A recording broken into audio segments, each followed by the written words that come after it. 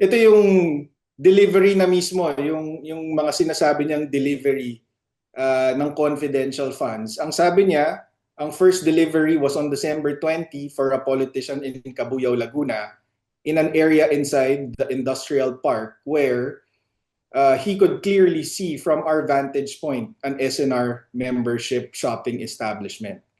So ang problema dyan is, according to Carrila Corporation, which is the owner and operator of SNR, there is no SNR establishment in Cabuyao, Laguna. Ang pinakamalapit pong SNR establishment is in SNR Nuvali, na mga 10 kilometers away po from Cabuyao, Laguna, at hindi po tanaw from any point in the industrial park area of Cabuyao, Laguna. So alam po nating nagsisinungaling siya tungkol dyan. Tapos yung pangalawang delivery naman, sabi niya, dumating sila sa Nomo Basho, a Japanese restaurant in Tomas Morato, at midnight, December 21, 2022.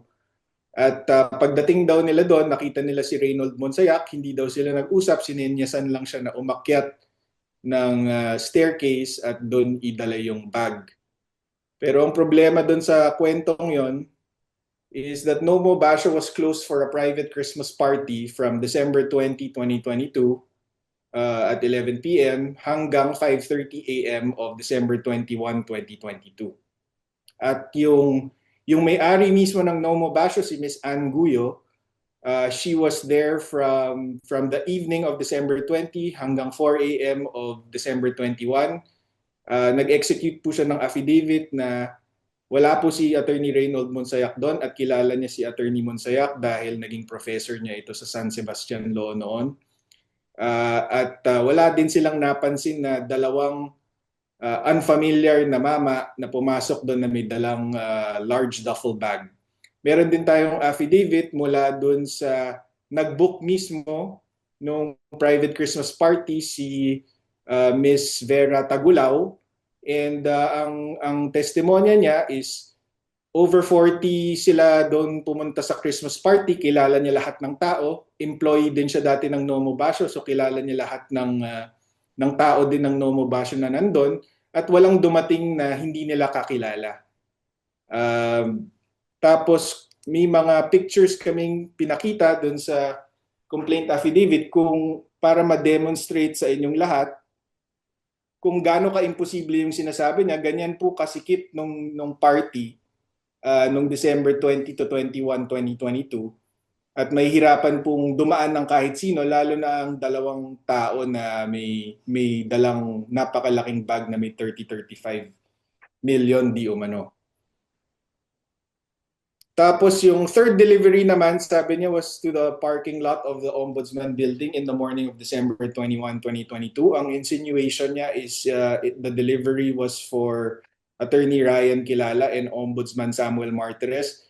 The problem here is that si Attorney Ryan Kilala was working from home on December 21, 2022 and the entire December 2022, the entire month, because of yung alternative work arrangement nila at that time due to the pandemic.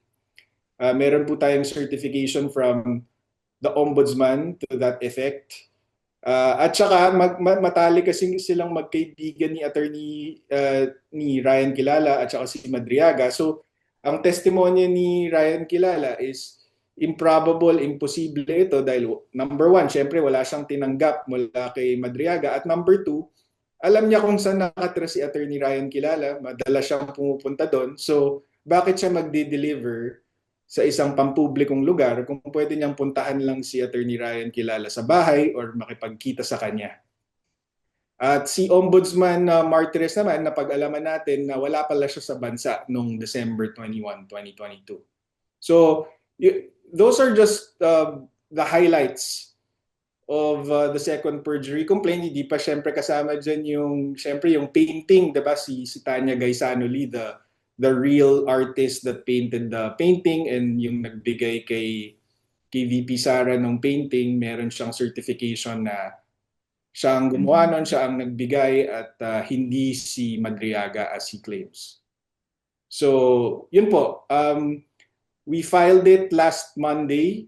The update is we will be filing today a motion to consolidate the first perjury complaint and the second perjury complaint dahil syempre related yung mga allegations in the first and second perjury complaint at higit sa lahat we are of the opinion, of course, that the second perjury complaint and his Madriaga's statements in the supplemental affidavit actually prove that he perjured in the first perjury complaint dahil nagbigay siya ng detalye sa supplemental affidavit na madali naming na pasinungalingan.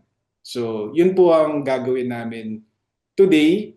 Ang status ng first perjury complaint submitted for resolution na pero dahil nga magpa-file kami ng motion to consolidate, baka ang mangyari is